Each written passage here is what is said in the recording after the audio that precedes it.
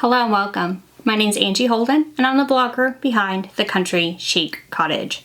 Since in 2023 Cricut released 2 new Cricut machines, I thought I would do some refresher videos. This is the first one of those. So we're going to do kind of a refresher video on what Cricut blades are available and what machines they work on. That way if you're confused about like which blades do you buy for your machine, which blades will fit your machine, which blades do what, hopefully this quick short video will help you with that. So let's take a look at the blades that are for all the Cricut machines that are currently on the market. So we're going to work our way sort of around this circle of blades, starting with the Joy, Explore, Venture, and then Maker. For the Cricut Joy, you have a choice of 2 blades. So the machine itself, whether it's the Joy or the Joy Extra, will come with the fine point blade. Use this to cut with your Cricut Joy machine. This is the only cutting blade available for that machine. The Cricut Joy also has a foil tool. This will fit the Cricut Joy or Cricut Joy Extra, and it's used for applying foil to surfaces. Now these are the only 2 blades. There are no other Cricut blades currently available for the Cricut Joy, and there is no scoring for the Cricut Joy. Now let's talk about Explore blades. So with any Explore machine, you will get a fine point blade. So that is this blade here. Usually comes in a silver housing. There's also a version of gold housing. It is still a fine point blade. Use that to cut a majority of materials, thin materials. Now, if your fine point blade comes in a pink housing like this one, it is called the bonded fabric blade. The pink housing just indicates that it's only for fabric and helps you just to tell them apart.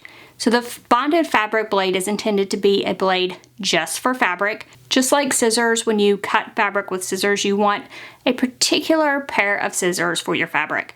The blades work the same way, so you want a blade just for fabric, and this helps with that. Now if you want to do deeper cuts than the fine point blade will allow, then you would move to the deep point blade, which is in a black housing. It is a different angle and will cut deeper.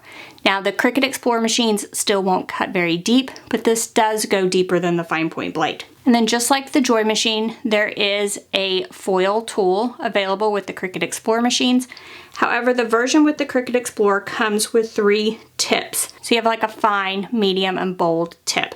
And those are indicated by the lines that are on the tips. And you just press the plunger to remove one of the tips, add a new tip back in. And then finally in this grouping, I have a tool that is not made by Cricut. So this is an engraving tool that will work in the Explorer machines. I have used this in several videos and it does work well. However, I did want to note that using a tool that is not made by Cricut can void your warranty. But if you have an older machine, want to give engraving a try, this might be a good option for you. Then also with the Explore blades, there is a scoring tool, and this goes in the pin side. So blades would go in the B clamp, and in the A clamp you can put pins as well as the scoring tool. So I didn't want you to think that the Cricut Explore series will not score, because it will. You just need the scoring tool to do so. Now any of these blades, or even the scoring stylus, will work in the Cricut Venture as well as the Cricut Maker. So while these are Explore blades, they are also Venture as well as Maker blades. However, there are some differences when it comes to the Cricut Venture machine. With Cricut Venture, it comes with a fine point blade. However, this version is the Performance fine point blade. Basically, the Cricut Venture runs so fast and has so much speed and power that it was tearing through fine point blades.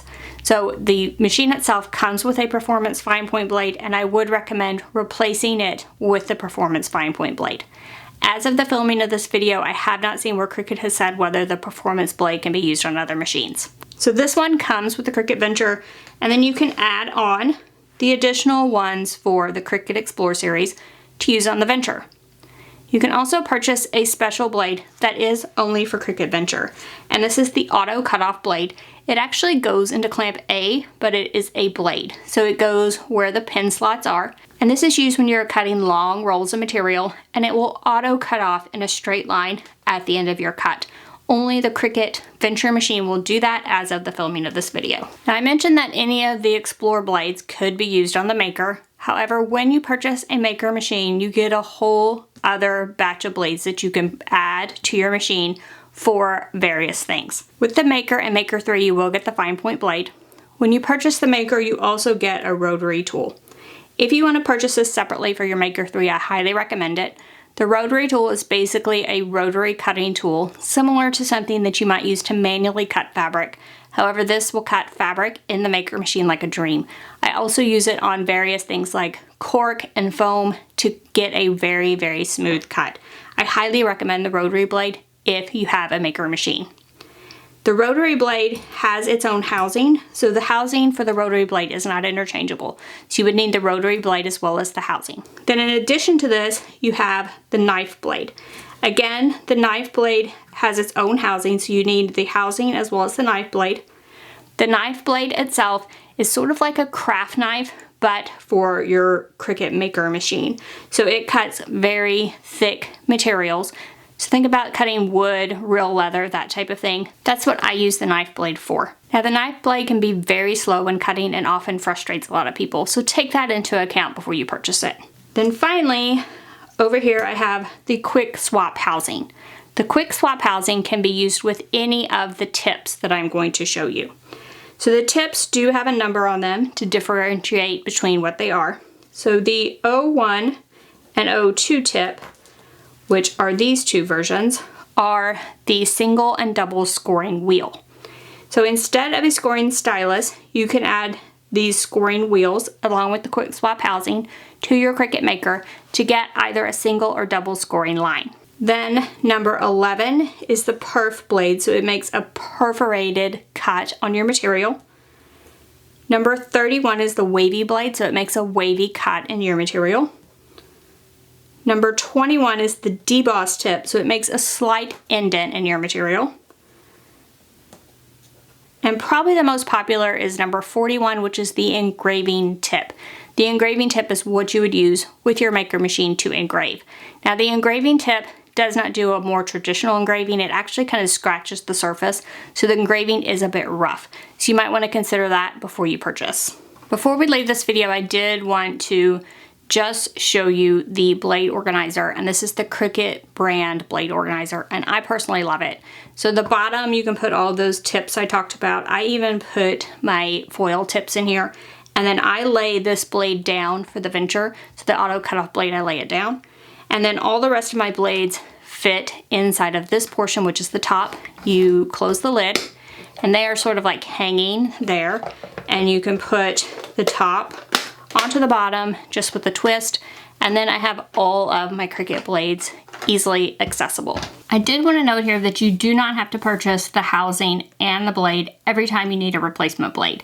Cricut blades are very easy to change, so you can purchase replacement blades instead and just push the plunger, pull the old blade out, then replace the new blade, and there's kind of a magnet inside and it'll just kind of go up into the housing. While the rotary and the knife blade for the maker machines are a bit more complicated to change out, they do come with instructions.